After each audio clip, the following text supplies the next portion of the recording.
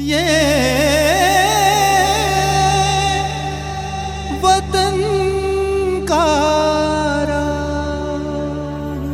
वतन का राग सुनने वाले सभी श्रोताओं को सुनीता सिंह का नमस्कार।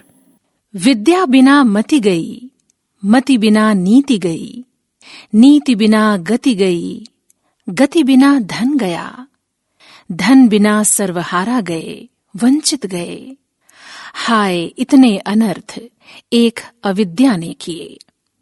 सावित्रीबाई फुले की ये कविता केवल उनके नहीं वरन पूरे वंचित और सर्वहारा समाज का जीवन दर्शन है। महर्षि पतंजलि ने भी अपने महाभाष्य में कहा है कि एक सम्यक शब्द आपके जीवन को स्वर्ग की प्राप्ति करा सकता है, अर्थात सफल बना सकता है। जीवन की इस सफलता को शब्दों के सहारे खोजने में सावित्रीबाई ने अथक परिश्रम किया और उसे प्राप्त किया। सावित्रीबाई का जीवन एक अंधियारी कारा से प्रकाश की ओर यात्रा की कहानी है। महाराष्ट्र के सतारा जिले में एक छोटा सा गांव है नायगांव। यहां 3 जनवरी सन 1831 को खंडोजी के घर पहली संतान के रूप में सावित्री का जन्म हुआ। खंडोजी पाटिल इलाके के प्रसिद्ध व्यक्ति थे। उनके यहाँ फूलों का व्यवसाय होता था। अपने समाज में संपन्नता और दानशीलता के लिए उन्हें आदर से याद किया जाता था। बचपन से सावित्रीबाई निडर और साहस से संपन्न थीं। उनके पिता खंडोजी पाटिल जब कभी लोगों के आपसी झगड़ों का निपटारा करने जाते तो सावित्रीबाई भी साथ जाती और समझबूझकर बाल सुलभ बुद्धि से उनका हल भी समझाती। बड़े लाड़ प्यार से सावित्री का बचपन बीता। 7 वर्ष की होते होते तत्कालीन सामाजिक मान्यतानुसार सावित्री की मां को उसके विवाह की चिंता सताने लगी। उस काल में लड़की के रूप गुण के अलावा घर और खेती के कामकाज में उसकी निपुणता को भी बहुत महत्व दिया जाता था। माली समाज में पारंपरिक रीति के अनुसार ही विवाह होता था। जगदम्बा के मंदिर में मूर्ति के आगे गांधली लोगों का कीर्तन होता था। विवाह में पूरा गांव रस्मों में शामिल होता था। एक पूरी सामाजिकता से भरे पूरे वातावरण में विवाह संपन्न होता था। ऐसे ही समारोह में सावित्रीबाई ब्याह कर पूना के फुले परिवार में आ गईं। पति ज्योतिबा फुले प्रसन्न थे। ऐसी गुणवती पत्नी का साथ पाकर उन्होंने जीवन को नए सिरे से संवारना शुरू किया। खेत में सावित्री पति के लिए कलेवा, भोजन, छाछ लेकर जाती। वहीं वृक्ष के नीचे मिट्टी में लकड़ी से अक्षर बनाकर ज्योतिबा ने सावित्री को अक्षर ज्ञान देना शुरू किया। क ख ग घ की इस खुली पाठशाला ने सावित्री के मन से अज्ञानता को हराना शुरू किया। एक आशा से भरा पूरा नया संसार अब सामने था।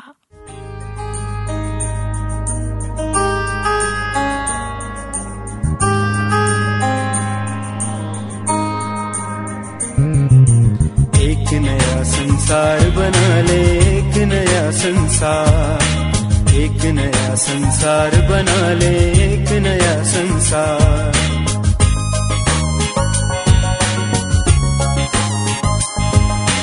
एक नया संसार बना ले, एक नया संसार, एक नया संसार बना ले, एक नया संसार। आओ गाएं नए तराने, आजादी के फीके गाने। आओ गाएं नए तराने, आजादी के फीके गाने। आज बसंत बहार देखो, आज बसंत बहार, आज बसंत बहार। एक नया संसार बना ले, एक नया संसार, एक नया संसार बना ले, एक नया संसार।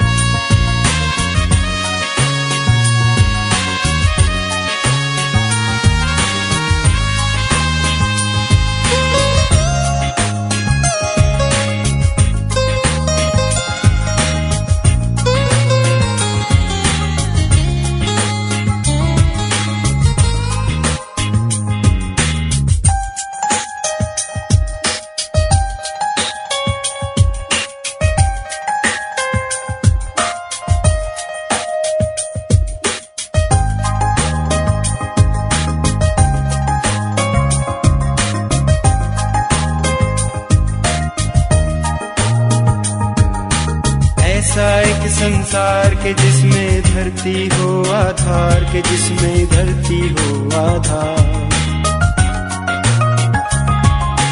ऐसा एक संसार के जिसमें जीवन हो आजाद के जिसमें जीवन हो आजाद। ऐसा एक संसार के जिसमें भारत हो आजाद के जिसमें भारत हो आजाद। जनता का हो राज जगत में, जनता की हो सरकार।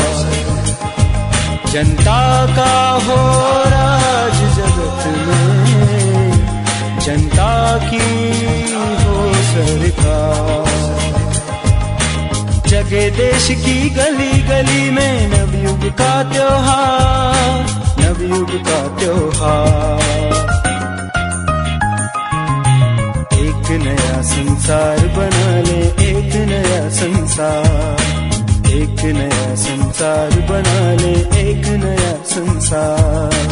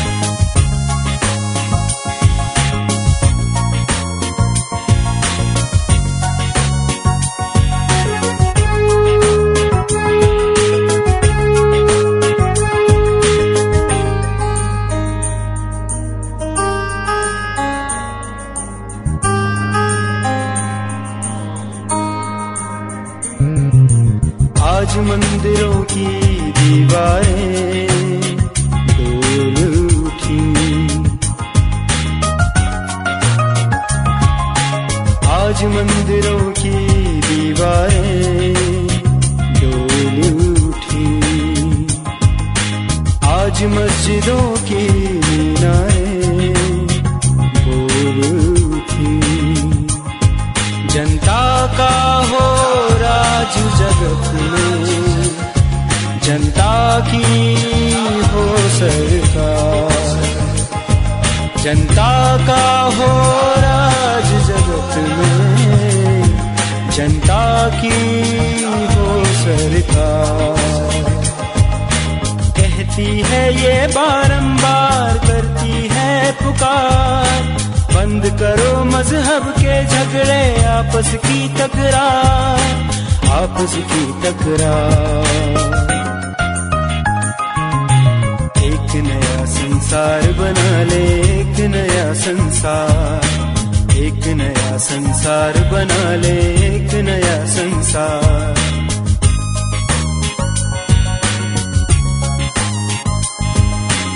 एक नया संसार बना ले, एक नया संसार। एक नया संसार बना ले, एक नया संसार। आओ गाएं नए तराने, आजादी के पी के गाने। आओ गाएं नए तराने, आजादी के पी के गाने। आज बसंत बहार देखो, आज बसंत बहार, आज बसंत बहार। एक नया संसार बना ले, एक नया संसार। एक नया संसार बना ले, एक नया संसार। एक नया संसार बना ले, एक नया संसार। एक नया संसार बना ले, एक नया संसार।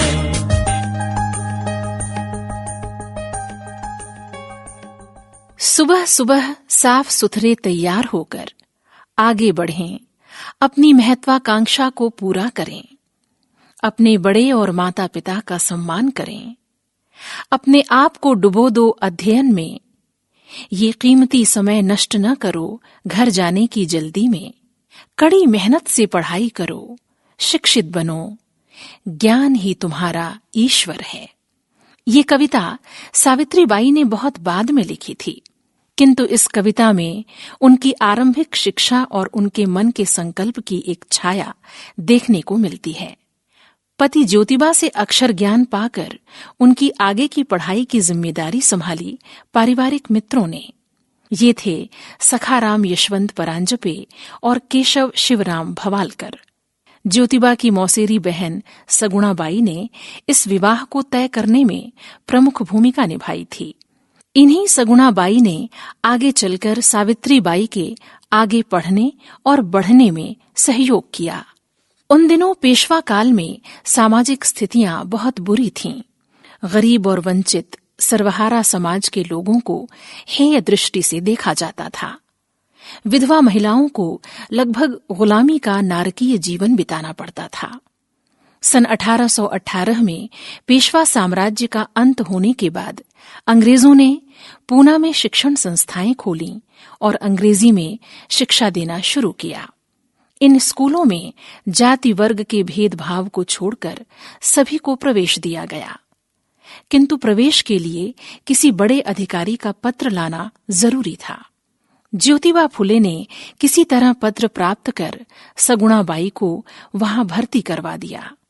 महिला शिक्षा के प्रसार को ध्यान में रखकर ज्योतिबा फुले ने सन 1848 में पूना की भिड़े हवेली में पाठशाला खोली। घर घर जाकर लड़कियों को भेजने के लिए प्रार्थना की। उच्च समाज के उपहास और प्रबल विरोध के बावजूद ज्योतिबा का स्कूल चल निकला। धीरे धीरे उन्होंने 3 पाठशालाएं खोल दी। इस बीच सावित्रीबाई योग्य शिक्षिका के रूप में प्रसिद्ध हो गईं। उन दिनों दादोबा पांडुरंग तरखड़कर देशी स्कूलों के पर्यवेक्षक थे। उन्होंने 16 अक्टूबर सन 1851 को ज्योतिबा के स्कूलों की प्रथम परीक्षा ली। लड़कियों की बौद्धिक प्रतिभा से प्रभावित हो उन्होंने अपनी रिपोर्ट में ज्योतिबा के स्कूलों और पाठ्यक्रम की भूरी भूरी प्रशंसा की। तत्कालीन अंग्रेज अधिकारी भी उनको सुविधाएं देने के लिए तत्पर थे। सन 1848 का वर्ष इंग्लैंड में स्त्री स्वतंत्रता, फ्रांस में मानवाधिकार का आंदोलन तथा विश्व भर में धर्म गुरुओं के आडंबर के विरुद्ध जन आंदोलन का साल माना जाता है। इसी वर्ष भारत में आरंभ स्त्री शिक्षा की पहल और ज्योतिबा फुले तथा सावित्रीबाई फुले की निष्काम कर्म योजना को भी लोगों ने सराहा और इसके फलस्वरूप पूरे देश में ज्ञान की ज्योति प्रज्वलित होने लगी। वंदना के स्वरूप में, वंदना के स्वरूप में, एक स्वर मेरा मिला लो, एक स्वर मेरा मिला लो। वंदना के स्वरूप में, एक स्वर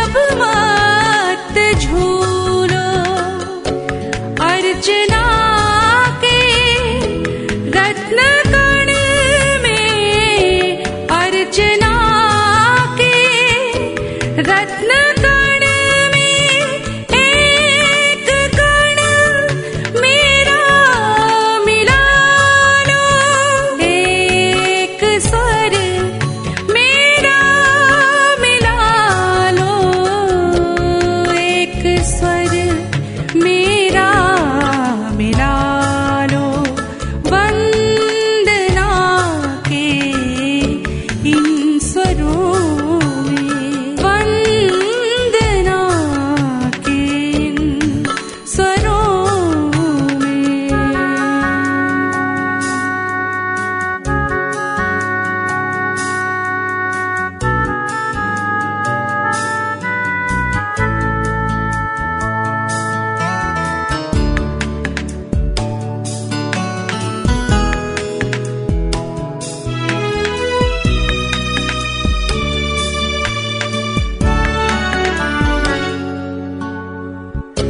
जब हृदय का तार बोले, श्रृंखला के बंद खोले, जब हृदय का तार बोले, श्रृंखला के बंद खोले, हो जहाँ बलिशीश अगणित, हो जहाँ बलिशीश अगणित, एक सिर मेरा मिला लो, एक स्वर मेरा मिला लो, एक स्वर मेरा मिला लो, वंदना के इन स्वरों में, एक स्वर मेरा मिला लो, एक स्वर मेरा मिला लो, वंदना के इन स्वरों में, एक स्वर मेरा मिला लो, एक स्वर मेरा मिला लो, वंदना के इन स्वरों में। इसी बीच एक घटना हुई। ज्योतिबा अपनी पत्नी सावित्री के साथ पिता के घर में रहा करते थे। उनके स्कूलों के विरुद्ध पूना में समाज का एक वर्ग उनकी आलोचना और अपमान करता था। इस छीछालेदर से तंग आकर ज्योतिबा के पिता ने फुले दंपति को घर से बाहर निकाल दिया। अब दोनों पति पत्नी अपने मित्र उस्मान शेख के घर जाकर रहने लगे। यहाँ सावित्री बाई को उनकी एक सहेली मिली, फातिमा बेगम शेख। फातिमा थोड़ा पढ़ना जानती थीं। सावित्री ने उसे थोड़ा और पढ़ाकर नॉर्मल स्कूल में भर्ती करवा दिया।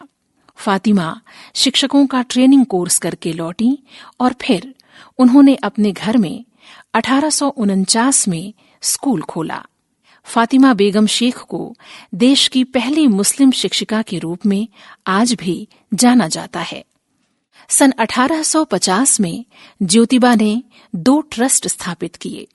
पहला महिलाओं की शिक्षा और दूसरा सर्वहारा वंचित समाज के लोगों की शिक्षा तथा उन्नति के लिए। अब दोनों ने अस्पृश्यता के विरुद्ध लोगों को जागृत करना शुरू किया।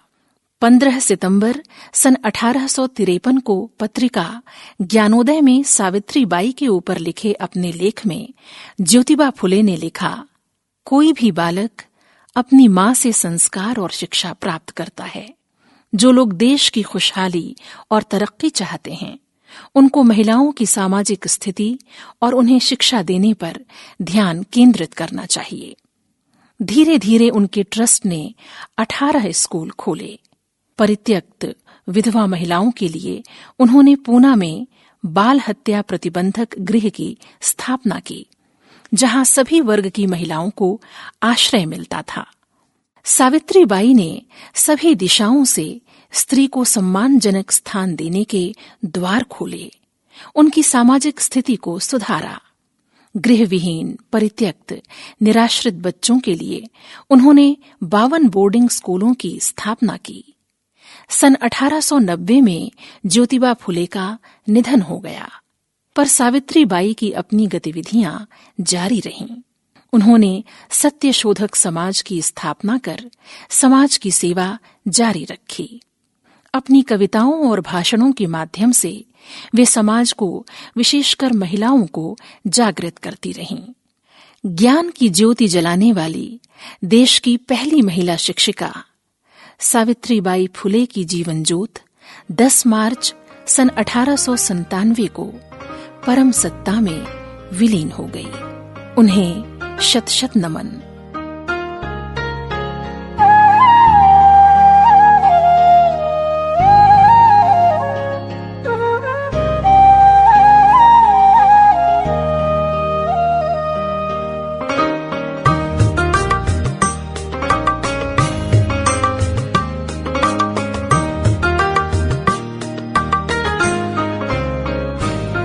मन मेरे धरती पर चलना, मन मेरे धरती पर चलना, तारों की चाहत रखना, मन मेरे धरती पर चलना, तारों की चाहत रखना,